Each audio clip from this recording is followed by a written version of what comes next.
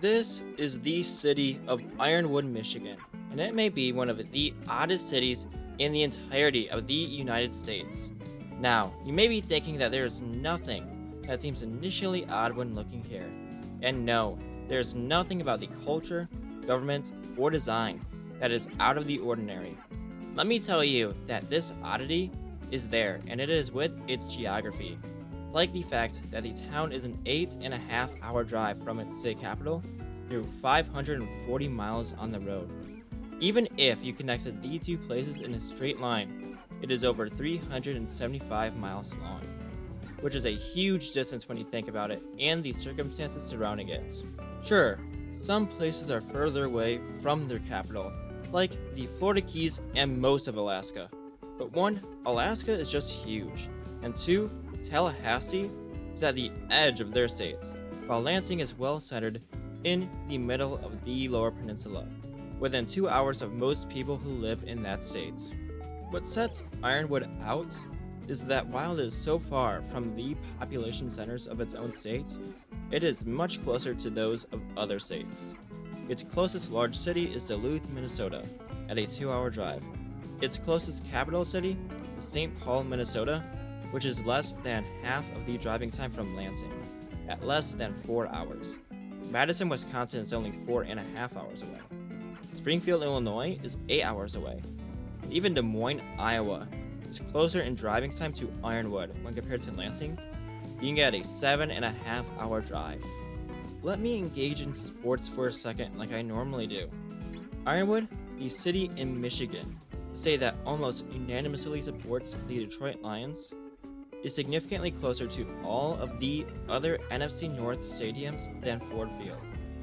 There is my sports reference. The rest of this video is strictly pure geography, the type of video I haven't done in a while, but here we go. Now, why did I bring up the lovely city of Ironwood and talk about it for 2+ minutes? To emphasize with the point that Ironwood and the entire rest of Michigan's Upper Peninsula doesn't initially seem like it should be a part of Michigan. But what if we gave in to those who called this border guard and gave it to Wisconsin? Just kidding. That should never happen. Wisconsin does not deserve it. So instead, we're going to do something much more interesting. Make it its own state. Finally, I got to the title of this video. But seriously, what if Michigan's Upper Peninsula became the 51st state of the United States? Would this happen in real life? No, of course not. But it's a fun concept to imagine, so just let me imagine it. In doing this, you get to learn a lot more about this region.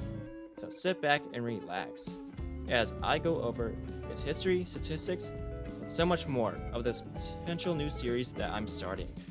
Now, like every other geography video, before the fun stuff, I have to say something about the history of this place. So, the Upper Peninsula was settled by various Native American tribes until the 17th century, when the French would lay claim to the land, establishing the towns of Sault Ste. Marie and St. Ignace, setting up missions and fur trading posts. The land would change hands to the British after the 7 Years' War, and again to the Americans after the Revolutionary War. Kind of. Let's just say the British had a hard time letting go. Most of the region wasn't initially intended to be a part of Michigan, only the eastern tip. However, the rest of the UP was ceded to Michigan as a compromise after the interstate conflict known as the Toledo War. Basically a conflict where Michigan and Ohio decided to fight with each other. Up until this point, the area was nothing but sparse wilderness with a couple of small towns. Still, when copper and iron deposits were discovered in the western UP in the 1840s, people flooded into the region to take part in the region's mineral wealth. This was facilitated after the Sioux Locks opened in 1855, connecting the region to the rest of the world's shipping routes. Although the region's mining peaked in the early 20th century, there are still a few mines operating in the region today. There have actually been attempts to get the region to separate as the 51st state throughout the UP's history. Most of the time, the proposed state was dubbed Superior, the most notable example being the attempted passage of a bill in the 1970s by a state representative named Dominic Jacobetti. This attempt was as successful as me saying this guy's last name for many reasons to be discussed later in the video. However, this idea isn't as popular now, as the construction of the Mackinac Bridge in the 1950s would eventually better connect the UP with its lower counterparts. Although that did take time, as the proposed secession was in the 70s while the bridge was made in the 50s. The point is, the two sides are much better connected now. There we go. That wasn't that bad. Now let's go over some terminology. First, the proposed state would be called Superior, as it was in the proposed state bill. Secondly, the inhabitants of this state are going to be called Yoopers, because that is what the people of Michigan's Upper Peninsula are called. And I don't see that changing. Thirdly, they really like pasties. Not pastries, pasties. Although pasties are technically pastries, I believe. Anyway, now let's move on to the base statistics of this state. I'm going to come up with the stats by adding up all of these census numbers from the 15 different counties that make up the UP. Get it? UP, since the letters are UP. Yeah, I know, I'm not a funny dude. I don't even know I tried that. Now it's just awkward.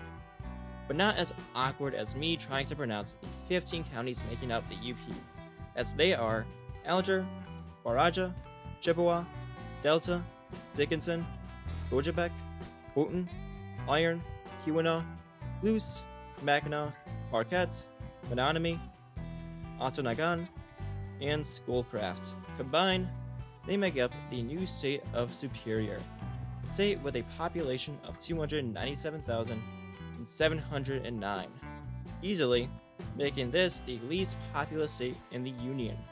If there was a city with this population, it would only be 70th, slightly less than Pittsburgh and Greensboro, North Carolina. So yeah, don't get your hopes up that this state of Superior would actually exist, especially with a population half of Wyoming's, a real state that most people still don't believe exists. Going into the area of the state, it has a land area of 16,377 square miles, or 42,416 square kilometers, making it 42nd in land area. Not as terrible as before, but still in the bottom 10 between Maryland and West Virginia. Lucky for us, we aren't going to look at land area when measuring the state. We are going to look at the total area. Now, for a lot of places, there wouldn't be much of a difference, as total area accounts for the parts of the state that are underwater. But for us, there most definitely is, as more than half of the UP's total area is water. That is why, when looking at a ranking of the state's area, Michigan is 11 when it should be closer to 22, since Michigan has a lot of area on the Great Lakes, and a lot of that area belongs to the UP. So now, the UP has a total area of 36,140 square miles, or 93,602 square kilometers, moving it up to the 39th largest state, between Indiana and Maine. All of that for just 3 spots? But hey, it's not in the bottom 10 anymore. The next stat is density. As if you haven't already guessed, the UP isn't exactly overflowing with people. So, UP has a density of 18.18 people per square mile, making it the 45th densest state, very close to the state of New Mexico. So, around where somebody would typically expect it. Now, let's look at the GDP of Superior. Adding up the latest GDP measurements, I got a GDP of around 10 billion, making it dead last. Really? Even lower than Mississippi? Huh. I got a lot of this info from a website called NACO, the National Association of Counties. It's a cool website I found if you want to check it out. That and the World Population Review were very helpful in making this video. Are they the best sources? No. But this is not a research paper, so at least it's better than Wikipedia. While we're looking at GDP, let's look at GDP per capita. And for once, we're not at the bottom. Superior is ranked 21st with an average GDP of $35,064, which according to the World Population Review, it ranked at 21st, slightly more than what Michigan was beforehand. which kind of makes sense. I saw another website saying that this would make the UP the poorest state, which kind of makes no sense. Now we know about the economy's size, but what does it consist of? Well, historically, the region had a huge mining backbone, but that has mostly faded away despite only one huge mine near Marquette. Mining and quarrying is the fourth largest industry in the region, with the rest of the top 5 including government at number 1, finance at 2, manufacturing at 3, and education at 5, which doesn't seem too out of the ordinary, other than the mining and quarrying part, which the quarrying has to be carrying that, right, since there's only one huge mine in the entire region. Also, since I mentioned education, let's look at the premier educational institutions in this region. There are 3 universities in the UP. These are Lake Superior State University in Sault Ste. Marie, Northern Michigan in Marquette, and Michigan Tech in Houghton. But what will give you a better idea of where everything is where the 10 largest cities are. So let's list them off.